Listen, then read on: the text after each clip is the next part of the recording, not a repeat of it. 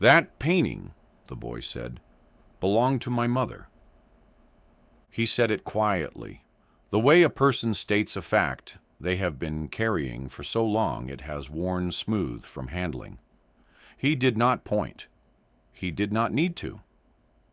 There was only one painting in the entrance hall of Hargrove Manor that could stop a child in his tracks on a stormy October night, and it was the one hanging above the fireplace on the north wall, lit from below by a single brass lamp that someone had left burning.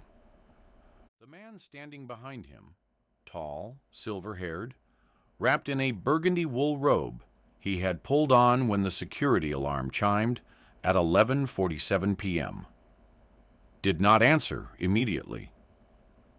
He looked at the boy. He looked at the painting. He looked back at the boy.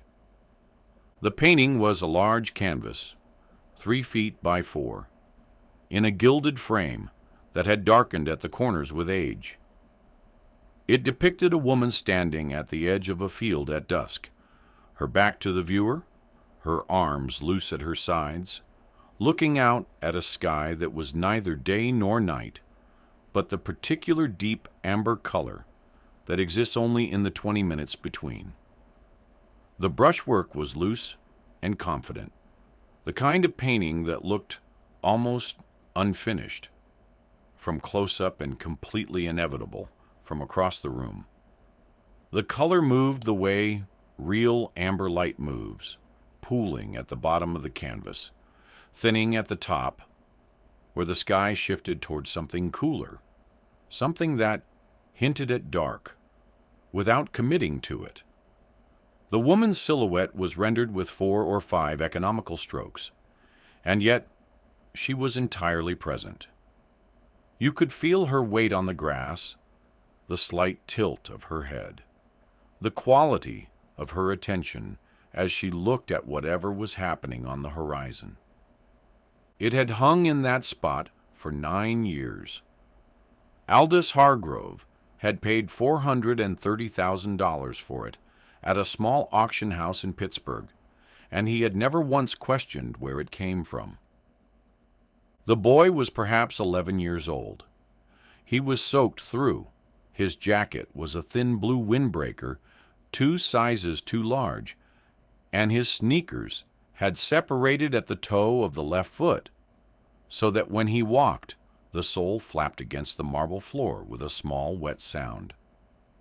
He had dark skin and close-cropped hair, and his eyes, which were very large and very still, were fixed on the painting with an expression that was not wonder and was not grief, but was something older than either of them, something that had been carried a long way and was only now, in this room, in this light, setting itself down. Aldous Hargrove was 71 years old. He had built his fortune in commercial real estate, lost a third of it in the 2008 collapse, and rebuilt it through a pivot into data center infrastructure that his associates had initially called foolish, and then, 4 years later, stopped calling anything at all. He had donated enough to hospitals and universities that his name appeared on 3 buildings in Pennsylvania, and he had been profiled in the Pittsburgh Post-Gazette twice, and in both profiles, the word used most frequently to describe him was measured. He was not a man who was easily surprised. He had been surprised twice in his adult life. Once, when his wife of 30 years told him she was leaving, her voice entirely steady across the breakfast table, as if she had been rehearsing the sentence for longer than he had realized. And once, when the doctors told him the tumor behind his left eye was gone, spontaneously, as if it had simply changed its mind. He had not expected a third surprise. He looked at the boy standing in his entrance hall at midnight, dripping on his floor, staring at his painting, and he said, What did you say?" The boy turned to look at him. His gaze was direct in the way that children's gazes are sometimes direct when they have been through things that adults usually have to wait decades to go through. Level, unhurried, without calculation. "I said it belonged to my mother." He paused, the way you pause when you are deciding whether to go further. Then he went further. "Her name was Cecilia Monroe."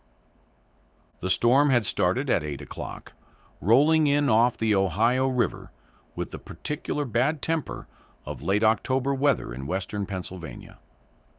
By 9, the streets of Allegheny County were running with water.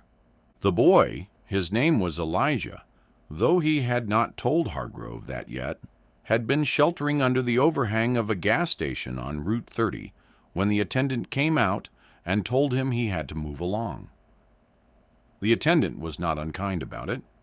He said it the way people say things they have to say, but don't particularly want to, looking slightly to the left of Elijah's face. It was the third time that week that someone had said something like it, and Elijah had learned, over the past 14 months, to take these requests at face value, rather than searching them for something they did not contain.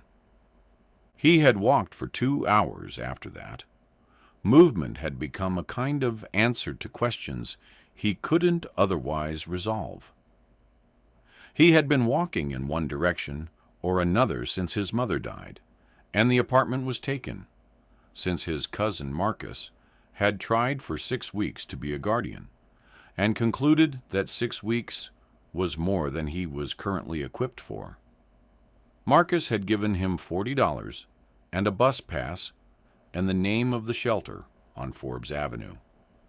And Elijah had taken all 3 and had not called Marcus since. He had seen the lights of Hargrove Manor from the road, appearing through the trees, the way lights appear when you have been walking in the dark for a long time.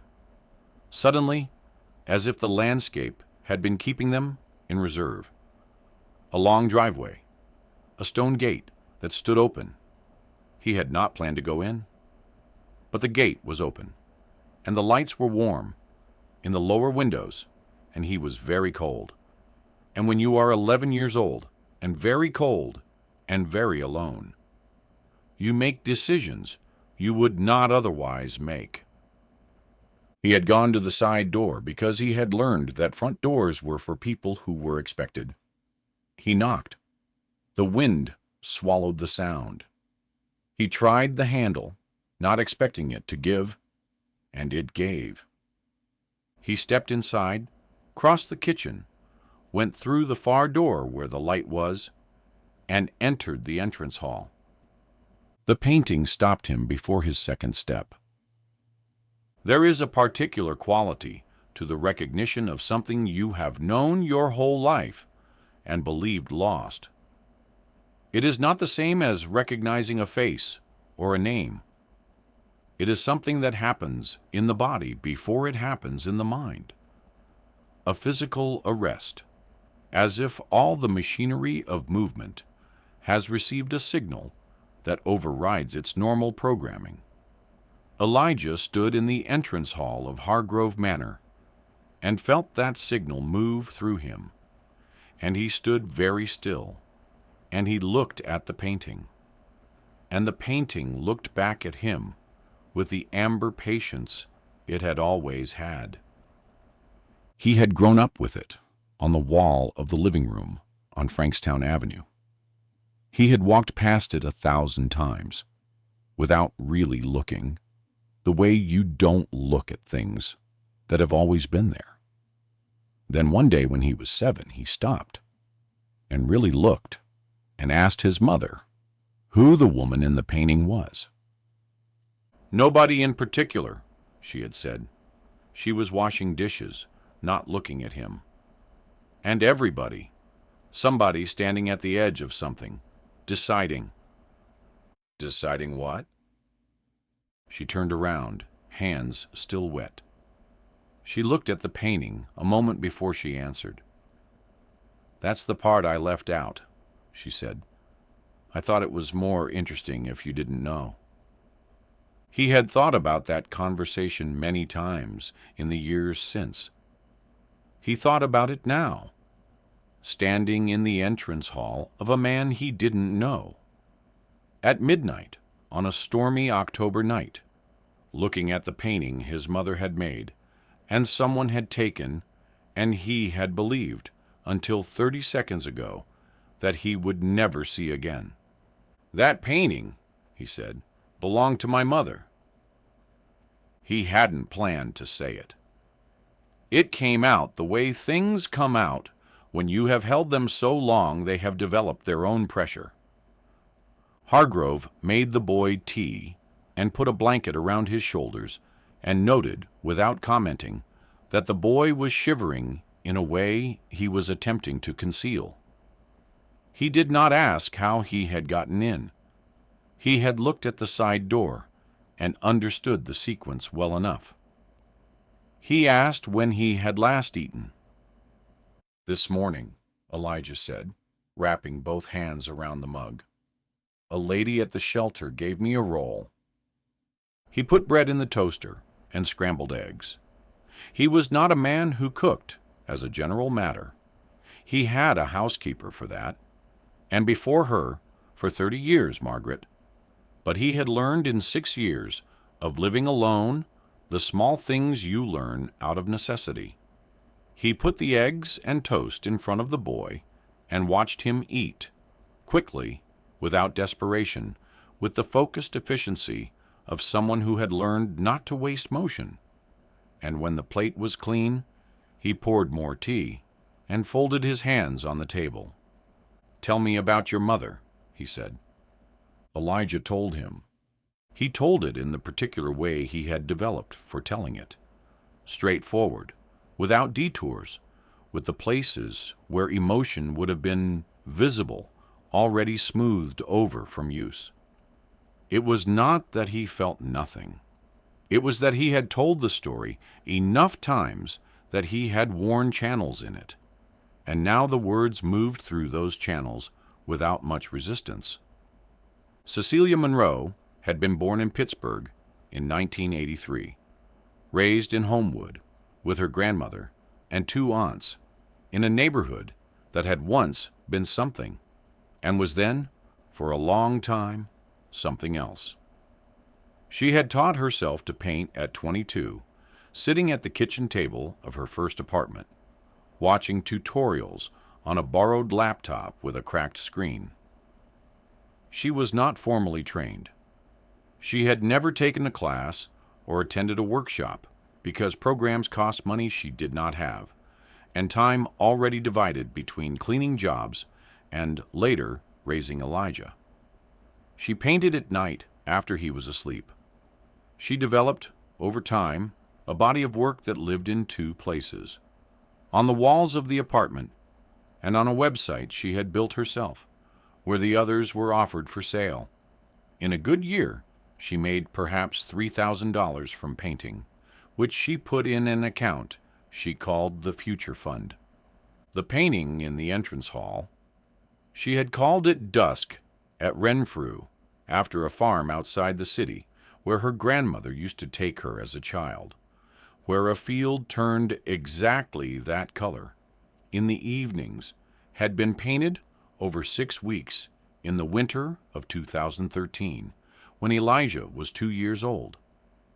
She worked on it every night after he went to sleep. When it was finished, she hung it in the living room and did not sell it, though she had offers. It was the one thing she kept without explaining why. And Elijah, who had grown up understanding there were things you did not ask about, had not asked. In the spring of 2016, a man came to her through the website. He said his name was Daniel Pressman, that he scouted for an East End gallery, that he had been watching her work and thought she was exactly the kind of artist they were looking for. He was well-dressed and soft-spoken and knew the right words, Her use of light, the emotional economy of her figures, the way she handled the negative space. She was cautious because she was someone who had learned caution, but not cautious enough. She consigned 12 paintings to him, including Dusk at Renfrew. She signed paperwork she read carefully, but did not fully understand. She was promised a show in the fall, 40% of the sale price on anything sold, and prices substantially above anything on her website, because this was a different market, a different clientele. For 4 months she waited. Pressman answered her calls and gave updates detailed enough to seem real. Then the gallery had a fire.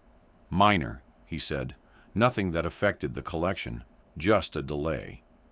He would be in touch. He was not in touch. In November, she drove to the gallery's address and found a for lease sign in the window and an empty room. She called the number she had for him, and on the 4th day, a recording said it had been disconnected. She filed a police report. Nothing came of it. She called a lawyer who told her pursuing a case would cost $8,000 to $12,000, and recovery would likely not exceed what she'd assessed the paintings at anyway. She let it go, not all at once, but gradually, the way you release a rope you've been pulling that isn't attached to anything. She painted new work. She did not speak of Pressman again. She died in March of the following year.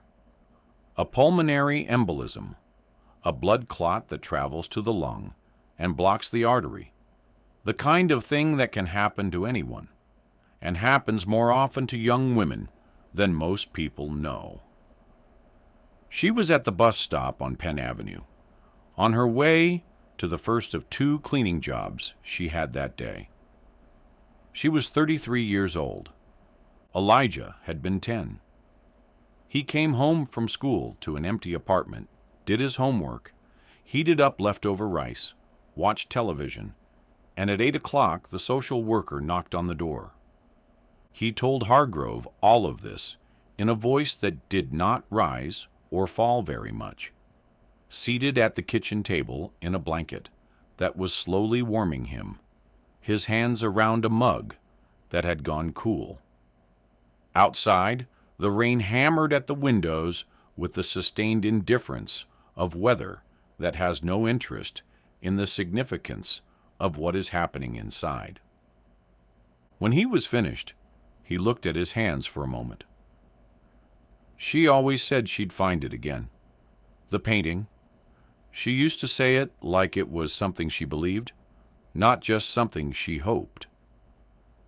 The kitchen was very quiet. Hargrove had a way of being quiet that was not uncomfortable. The quiet of someone who knew the difference between silence that needed filling and silence that didn't. "What was the man's name?" he said. "The man from the gallery." Elijah looked up. Something in his expression settled, the way something settles when a door that has been ajar is either opened fully or closed. "Pressman," he said. "Daniel Pressman." Hargrove did not sleep that night. He sat in his study with a glass of whiskey he had poured and did not drink, and his laptop open, going back through records he hadn't looked at in 9 years. The auction house, Whitfield and Associates, a small operation on Liberty Avenue that had closed in 2019 when its founder retired, had sold him the painting in the fall of 2015. The catalog described it as the work of an emerging Pittsburgh artist, unsigned Provenance private collection. He had not thought much about Provenance at the time. He had thought about the painting, which had arrested him from across the room before he reached the page where it was described. He had bid by phone, once, preemptively, well above the estimate, and he had won it and hung it and looked at it almost every day for 9 years without questioning its origins. He found Daniel Pressman in 40 minutes. Pressman had left the kind of trail that people leave when they operate at the edge of legality long enough, not criminal records, which require a different threshold, but closed businesses and civil disputes and complaints filed with regulatory bodies and reviews on message boards by people who had been through the experience and wanted to warn others. 3 galleries over 8 years, each closing in a way that left consigners without their work. 1 civil suit, settled. 1 complaint to the State Attorney General's office, disposition not publicly available. Pressman was now in Scottsdale, Arizona, describing himself on LinkedIn as a private art advisor with 30 years of experience. His profile photograph showed a man in his mid-50s with a neat gray beard, standing in front of a large abstract canvas with the ease of someone who has learned to make ease a kind of performance. Hargrove looked at the photograph for a long time. He thought about Cecilia Monroe's kitchen table, and the bus stop on Penn Avenue, and the boy asleep on his couch, who had walked through a storm and through an open gate and said 5 words that had cost him something to say. Then he opened a new document and began to write. In the morning, he found Elijah asleep on the couch in the front sitting room, his sneakers placed neatly side by side on the floor, as if he had been raised by someone who cared about such things, which he had been. Hargrove made coffee, made oatmeal from the steel-cut oats the housekeeper had left, with a note on the refrigerator, and called his lawyer at 7:30. His lawyer, Gerald Park, had worked for him for 22 years, and answered on the second ring with the tone of a man who had learned that early calls meant something had shifted. "I need everything you can find on an art dealer named Daniel Pressman," Hargrove said, "and I need to understand what a path looks like for establishing original ownership of a work that was consigned without authorization and sold through an auction house." Gerald was quiet for 3 seconds. "Aldous, what did you do?" "Nothing intentional. I need to know my options." "And your goal?" The storm had passed and the morning was very clear. The kind of clear that follows bad weather. The garden was wet and bright. "To make it right," Hargrove said. "I'll need the auction records and the purchase documentation by noon," Gerald said. Elijah woke at 8:15 and stood in the kitchen doorway, taking in the room in the way he had of taking in new spaces, systematically from left to right, as if reading.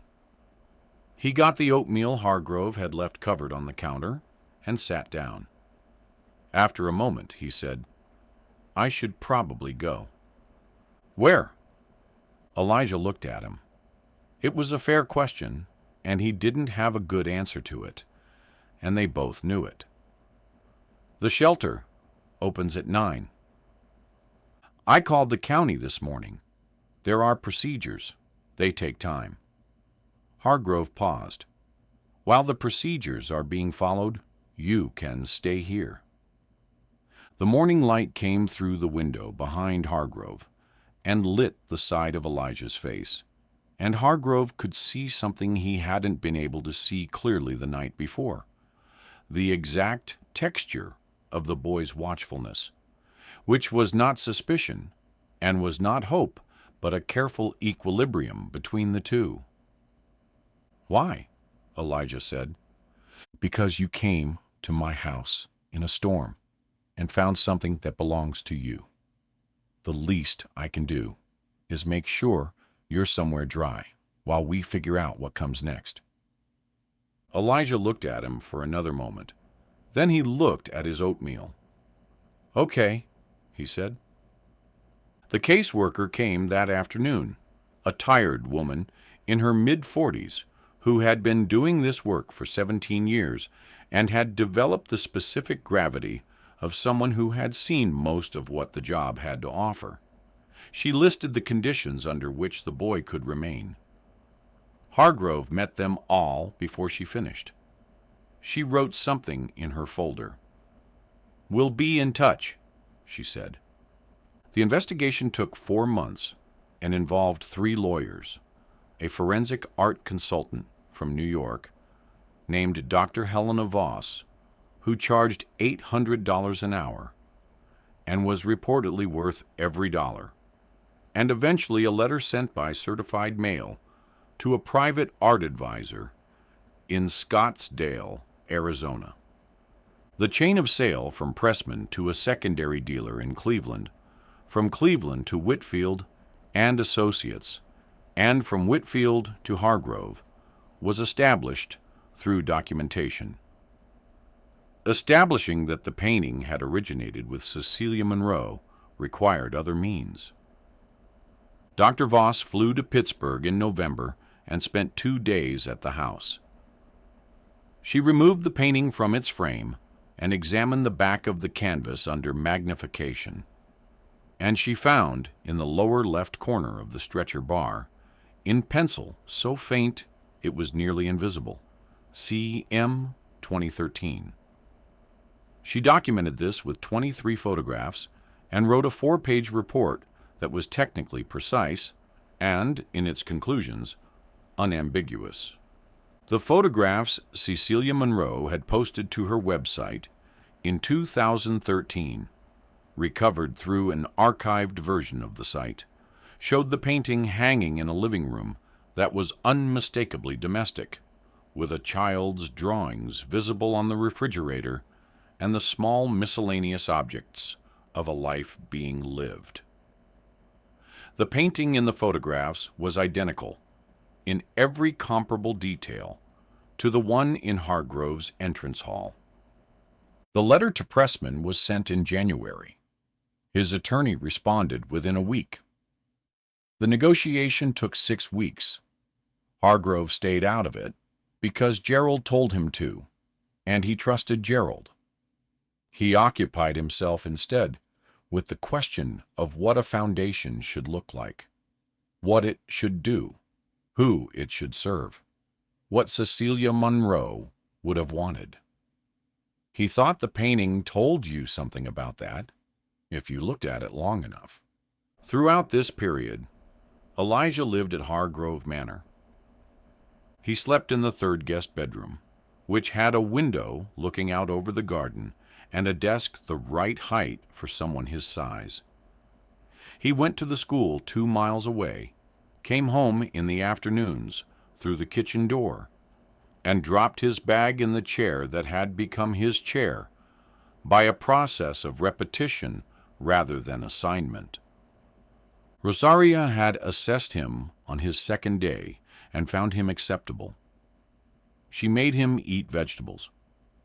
She asked about school in the specific way of someone who actually wanted to know, and he answered in the specific way of someone still deciding how much could safely be said. By the 3rd week, they had developed a rhythm that looked, from outside, like something that had been in place much longer. Hargrove came home at 6 or 6:30, and Elijah was usually at the kitchen table with homework spread out. They developed the habit of the table, Hargrove with coffee, Elijah with whatever Rosaria had left. And they talked or didn't talk, and neither seemed to require the other to be other than what they were. Elijah read constantly, the way some people move through water, not for any particular purpose, but because it was natural to him. He had an aptitude for mathematics his school had not yet been structured to accommodate. He noticed things: the branch that fell from the birch tree in November, the pantry hinge that had begun to stick, the lamp in the entrance hall that burned out on a Tuesday evening in December, which Elijah replaced from the supply closet before Hargrove knew it had gone out. Under the replaced bulb, the painting glowed the way it had always glowed. The document was ready in February. It was titled, in the dry functional language of such things, A Deed of Restitution and Change of Ownership. And it ran to 9 pages, and Hargrove read all 9 of them before signing, because he was someone who read things before signing.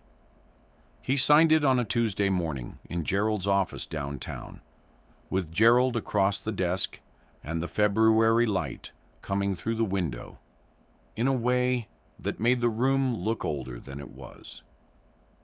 Gerald held out his hand across the desk when it was done. "This was the right thing," he said. "I know," Hargrove said, which was not something he said often. Then he went home. Elijah was in the kitchen when he got there, standing at the counter doing something that turned out to be making toast. He looked up when Hargrove came in the kitchen door, in the way he had developed of checking the quality of what was coming before it arrived. "How did it go?" he said.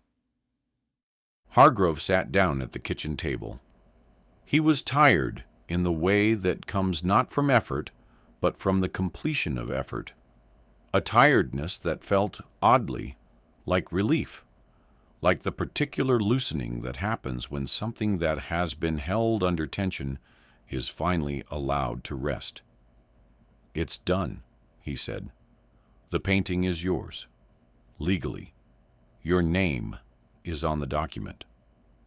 Elijah stood at the counter. He had butter on the knife he was holding. He looked at Hargrove for a moment, and then he looked at the knife. And then he looked back at Hargrove with the large, still eyes that were his mother's eyes, that had always been his mother's eyes. "Okay," he said. Hargrove looked at him. "That's all?" Elijah was quiet for a moment. Something moved through his expression. Not a smile, exactly, but a first cousin of one. The kind of expression that exists just below the surface of composure, visible only because you're close enough to see it. "She said she'd find it again," he said. "I think she did." The painting was appraised by Dr. Voss after the restitution was complete, in the formal, comprehensive way, rather than the forensic way she had done the first time. Her written assessment ran to 14 pages and was precise and technical throughout, and at the very end of it, in a final paragraph that stood slightly apart from the rest of the document in both tone and register, she noted that the work was of significant and likely increasing value, and that in her view it would be, in the colloquial sense, a shame to sell it. Hargrove read this and thought about it for 3 days. He thought about it the way he thought about things that mattered, not continuously, but in the spaces between other things, the way important objects occupy peripheral vision. On the 3rd day, he called Gerald and asked about the mechanics of establishing an educational trust in the state of Pennsylvania. And Gerald, who had been expecting this call, or something like it, already had the relevant information organized. The Cecilia Monroe Foundation was incorporated in the spring. Its stated purpose was to support visual arts education for children in Allegheny County, with a particular focus on programs serving children in communities that lacked institutional resources for arts instruction. Its initial endowment came entirely from Hargrove. Its board included Dr. Voss and 2 Pittsburgh arts educators, and, in an advisory capacity, a woman from Homewood who had known Cecilia Monroe in childhood, and who, when Hargrove's office called her, had been quiet for a long time before she said yes. The painting remained at Hargrove Manor, on the north wall of the entrance hall, under the brass lamp, where it had always been. Elijah turned 12 in May. Rosaria made a cake with a considerable amount of icing and 3 candles, which was not 12, but was, she explained, a significant number for other reasons. Hargrove came home from downtown with a set of mathematical texts that were pitched 3 years above Elijah's grade level, which was, as it turned out, the right pitch. Elijah looked at them for a moment, and then looked at Hargrove with an expression that was not quite gratitude, and not quite something else, but that occupied the space where something real had been said without words. "Thank you," he said, which was what he said when he meant it. "You're welcome," Hargrove said, which was what he said when he meant it. In the evenings, when the light in the entrance hall was at the right angle, Elijah stood in front of the painting. He did this for a few minutes at a time, before dinner, and he did it without saying anything. And Hargrove, who could see the entrance hall from the doorway of his study, watched him do it without saying anything either. It was not a ritual exactly. Rituals are more deliberate than this was. It was more like a returning, the way you check in with something that has been important. Rosaria watched Hargrove watching Elijah one evening in June through the open doorway, and she said nothing about it until she was putting on her coat to leave. And then she said, to no one in particular, but in a voice that carried, "The boy is going to be fine." "I know," Hargrove said. "You don't always know," she said, "but you know that." In September, Elijah started 8th grade at the school 2 miles away.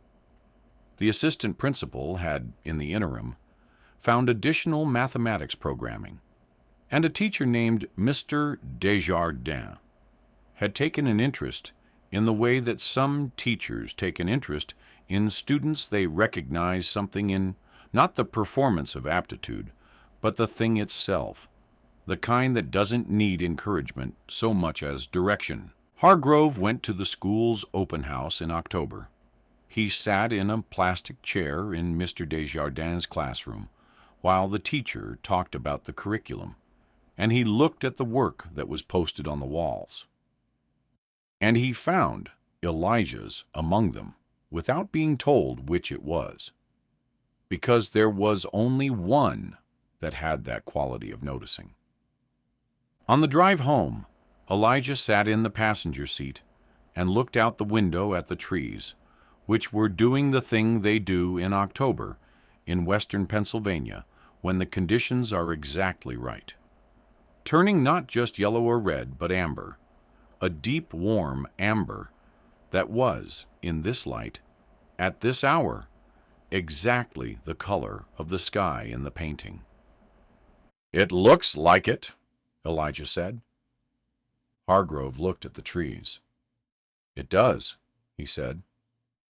They drove the rest of the way home without talking, which was one of the things they had gotten good at, the particular silence of two people who have learned each other's quiet. The lamp in the entrance hall was burning when they got home. It lit the painting from below the way it always had, and the amber sky in the painting did the thing it always did, which was hold the 20 minutes between day and night in suspension, neither releasing into dark nor returning to light, staying in the place that has no name, but which everyone, when they see it, immediately recognizes as something they have seen before. His mother had painted that sky. She had sat at a kitchen table late at night while her son slept, and she had made something true, and the true thing had found its way home, by a route that no one could have planned, through a storm, through an open gate, through the entrance hall of a house that had been, for some time, waiting for something to fill it. Elijah stood in front of it for a few minutes, the way he always did. Then he went into the kitchen, and Rosaria put dinner on the table, and the lamp burned on. End